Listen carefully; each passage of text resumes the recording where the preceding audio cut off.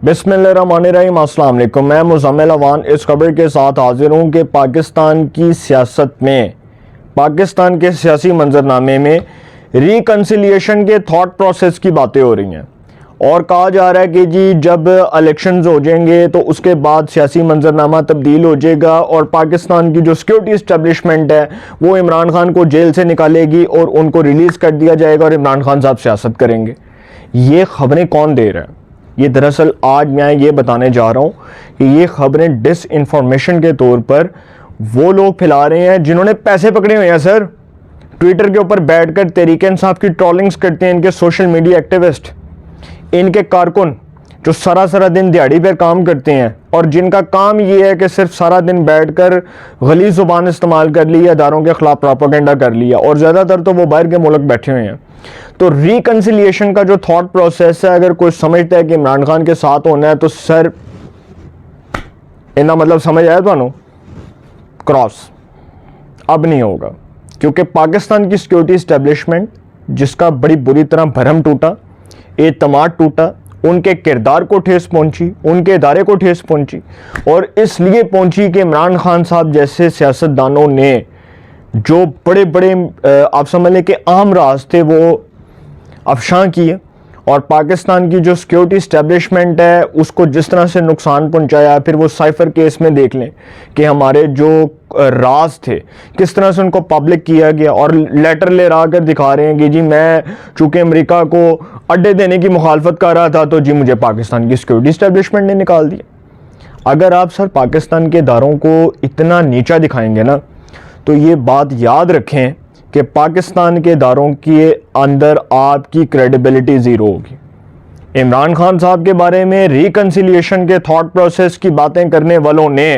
यहाँ तक लिख दिया कि जी मार्च के अंदर इमरान खान साहब रिलीज़ हो रहे हैं और उनको इस बुनियाद पर निकाला जाएगा कि चूँकि फरवरी में नवाज शरीफ वज़ीर आज़म बन जाएंगे इलेक्शंस के बाद, तो नवाज शरीफ साहब को किसी तरह मैनेज करना है और उनको मैनेज करने के लिए इमरान खान साहब को डील दे दी जाएगी और इमरान खान साहब को छोड़ दिया जाएगा और इमरान खान साहब को खुला छोड़ दिया जाएगा कि जाओ भाई, क्योंकि नवाज शरीफ का मुतबादल कोई नहीं होगा।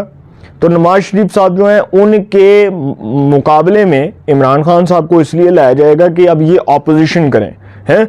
लेकिन सर इमरान खान साहब की इतनी हैसियत अगर होगी, अगर इतनी इमरान खान साहब के अंदर इतनी जुर्रत होगी तो सर इमरान खान साहब जेल में बैठकर भी पॉलिटिक्स कर सकते हैं। इमरान खान साहब में इतनी आप समझ लें कि अखलाकी जुर्रत नहीं होगी कि अगर वो जेल से आ भी जाते हैं ना तो सर वो सियासत नहीं कर सकते। ये बड़ा मुश्किल है। वो तर्ज अमल जो उन्होंने पाकिस्तान की सियासत में अपनाया है उसकी वो सज़ा भुगत रहे हैं और ता क़यामत भुगतेंगे। अब ये रिकन्सिलिएशन के थॉट प्रोसेस की बातें करने वाले कि इमरान खान साहब जी मार्च में जेल से रिहा हो रहे हैं और उसके बाद जी जब वो बाहर आएंगे तो यकदम वो थथली बज जाएगी और फड़ लो वाला काम हो जाएगा और इमरान खान साहब सड़कों पर निकलेंगे। वही 2014 वाली फिल्म यार, और जड़ा क्या गया सी कि जी इमरान खान ने धरना किया सी ते बड़ा नवाज शरीफ ते प्रेशर पै गया और फिर जी कहा गया कि जी नवाज शरीफ तो फारग हो जाएगा, इस्तीफ़ा दे दे और डेडलाइन दे दी गई है और कहा गया कि जी ये खबरें कौन चलवा रहा था? ये खबरें वो चलवा रहे थे सर जिन्होंने लंदन प्लान तैयार करवाया था। और नवाज शरीफ क्या इतने बेवकूफ़ थे कि वो 2/3 मेजॉरिटी के साथ वज़ीर आज़म बने, 2 अक्सरियत के साथ वज़ीर आज़म बने और वो क्या इतने बेवकूफ़ थे कि वो रिज़ाइन कर देते? वो इतने बेवकूफ़ थे। आपको शायद याद नहीं है, मुझे याद है। आपको याद हो कि ना याद हो, मुझे तो याद है। तो सर 2011 में एक खबर आई थी और तब गिलानी साहब वज़ीर आज़म पाकिस्तान थे और उस वक्त पाकिस्तान की सिक्योरिटी इस्टेब्लिशमेंट के वो लोग जो इमरान खान की सूरत में एक तजर्बा कर रहे थे, उसमें कौन था? जनरल शुजा पाशा, साबिक DGISI और साबिक chief of army staff general Ishfaq Parvez Kayani. ये दो शख्सियात ने खुद एक जगह पर बैठकर कहा था कि इमरान खान साहब की पार्टी को बनाने का या उसको लॉन्च करने का या उसको सियासत में इन करने का मकसद ये था कि नवाज शरीफ और जरदारी का मुतबादिल लाया जाए, इनको अल्टरनेटिव लाया जाए ना। क्योंकि सर 2008 से 2013 तक तो पाकिस्तान पीपल्स पार्टी इक़्तिदार में थी और 2013 से 2018 तक नून लीग इक़्तिदार में रही और 2018 से ऑनवर्ड 2022 तक तहरीक इंसाफ इक़्तिदार में रही। तो इक़्तिदार तो तीनों पार्टियों ने एंजॉय किया, लेकिन बताने का मकसद ये है कि अगर कोई ये समझता है कि सर इमरान खान साहब एक नंबर तरीके से आए, हमें हमारे कई ऐसे दोस्त जो आज बैठकर ये कसीदे सुना रहे थे, और मेरी तकरीबन 2 या 3 दिन पहले एक दोस्त से बात हो रही थी, मैं आपको लोकेशन नहीं बताऊंगा, लोकेशन तो यार ना ही दसा दे बेहतर है, हमें ये ना हो कि बाद में उस लोकेशन पे आप जैसे लोग भी आ जाएं। तो वो जी लोकेशन पर बैठकर एक गपशप हो रही थी, हमारी चाय चल रही थी साथ। तो एक दोस्त ने बताया, वो खैर इमरान खान के सपोर्टर हैं और बड़े डाई हार्ड वर्कर हैं इमरान खान साहब के, उन्होंने कहा कि जी इसमें कोई शक नहीं है कि इमरान खान साहब भी किसी की हिमायत से आए थे। सबको पता है सर वो किसकी हिमायत से आए थे, ठीक है, मैं नहीं मुंह खोलता, मैं ज़्यादा अब ये बातें डिस्कस नहीं करता क्योंकि रेलेवेंट हो जाती हैं, टॉपिक से रिलेटेड बात करनी चाहिए। तो सबको पता है कि वो किसकी हिमायत से आए थे और वो इमरान खान साहब के ऊपर भी किसका हाथ था, है इमरान खान साहब के ऊपर जिन्होंने इस तरह हाथ रखा था, फिर जिन्होंने इमरान खान साहब को वो कहते हैं कि जी दम किया, जिन्होंने इमरान खान साहब के लिए दुआएं की, दरूद पढ़े कि जी अब वज़ीर आज़म बने, फिर उन्होंने चुक के इमरान खान को वज़ारत उज़्मा की कुर्सी ते पाया कि चलो भाई तुसी भी वज़ीर आज़म बन जाओ, हैं, और शौक तो पूरा हो गया ना, कहते ना शौक का कोई मोल नहीं, तो इमरान खान साहब भी वज़ीर आज़म बन गए। तो दरअसल सर रिकन्सिलिएशन का जो थाट प्रोसेस है, अगर कोई ये समझता है कि इमरान खान साहब की सूरत में वो मार्च में मुमकिन है और नवाज शरीफ साहब का अल्टरनेटिव कोई नहीं है, और ये खबरें फैलाने वाले जो ट्विटर के ऊपर अब ये खबरें दे रहे हैं, आदिल राजा, शाहीन से भाई जैसे जो बड़े आप समझ लें कि बेकार लोग हैं, जिनको काम ही कोई नहीं सिवाय गलत खबरें फैलाने के, डिसइंफॉर्मेशन फैलाने के, और वो पीटीआई से पैसे लेते हैं सर। पीटीआई सोशल मीडिया जो चला रहे हैं, दरअसल वो कौन है, डॉक्टर अरसलान है, वो जिसको बुशरा बीबी के साथ जिसकी ऑडियो लीक हुई थी। अरसलान बेटा, हमने बड़े तरीके से ये काम करना है, हमने बड़े तरीके से ये करना है, एस्टेब्लिशमेंट को हमने नीचे दिखाना है? और बुशरा बीबी जिस तरह से लगी हुई है और वो बता रही है कि जी हमने तो ये करना है, हमने तो, वो सारे सर हदायत कौन दे रहा था?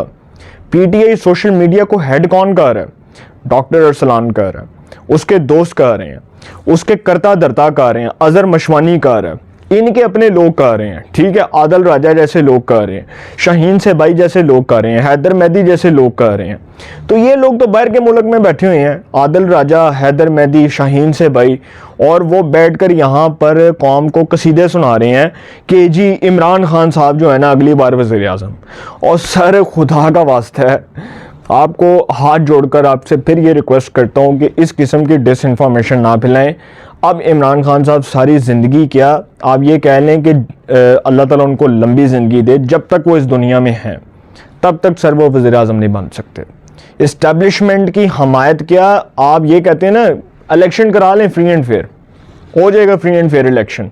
2024 के इलेक्शंस का रिजल्ट देख लीजिएगा, इमरान खान साहब के रिजल्ट्स क्या निकलनी है, और जिस तरह नफ़रत उन्होंने अवाम के दिलों में पैदा की, और जिस तरह से उन्होंने अवाम को आप समझ लें कि वर्गलाया, हमारी यंग जनरेशन को वर्गलाया, और जो इदारों के ख़िलाफ़ उन्होंने अवाम के दिलों में नफ़रत पैदा की है, सर इसके बड़े संगीन नताइज वो उन्होंने भुगतने हैं इलेक्शंस की सूरत में।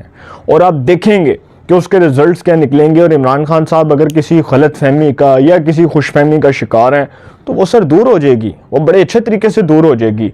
तो रिकन्सिलिएशन का थॉट प्रोसेस टोटली बकवास खबर है, कोई रिकन्सिलिएशन नहीं होनी इमरान खान के साथ, सिर्फ इस बुनियाद पर होनी थी कि अगर इमरान खान साहब अपनी गलती का इतराफ़ कर लेते और कह देते कि 9 में संगीन जुर्म हुआ, मैंने गलत किया, साइफर में मैंने इदारों के ऊपर इल्ज़ाम लगाया, गलत किया, मैं माफ़ी मांगता हूँ, मुझे रिलीज़ कर दिया जाए, तो बात ख़त्म हो जानी थी सर। लेकिन इमरान खान साहब जो हैं वो भुगतेंगे, और जो उन्होंने किया है इस रियासत के ख़िलाफ़, इन इदारों के ख़िलाफ़ और इन इदारों की क्रेडिबिलिटी को मुतासर करने के ख़िलाफ़, सर उसके नताइज इमरान खान साहब के ख़िलाफ़ बड़े संगीन होने हैं। ये कुछ समझता है कि उनको माफ़ी मिल जानी है तो सर गलत है। नवाज शरीफ को वज़ीर आज़म बनवा कर इमरान खान को लाया जाएगा ताकि नवाज शरीफ को कंट्रोल किया जा सके। ये खबर कौन दे रहा है? यूथ ब्रिगेड, पीटीआई की यूथ ब्रिगेड ये खबर दे रही है। मैं कहना सुभान अल्लाह को यार, ओ भाई रिकन्सिलिएशन उनके साथ होती है जिनका पता होता है कि ये कोई सियासत करने के भी काबिल हैं। रिकन्सिलिएशन हमेशा उनके साथ होती है। अगर नवाज शरीफ को निकाला गया तो ये भी याद रखें कि नवाज शरीफ को अल्टरनेटिव फिर कोई नहीं था उनकी नज़र में। जिन्होंने देखा कि यार नवाज शरीफ ने कट के भी ऐसी गलती की थी है, अब उसका खमियाजा भुगताना आपने।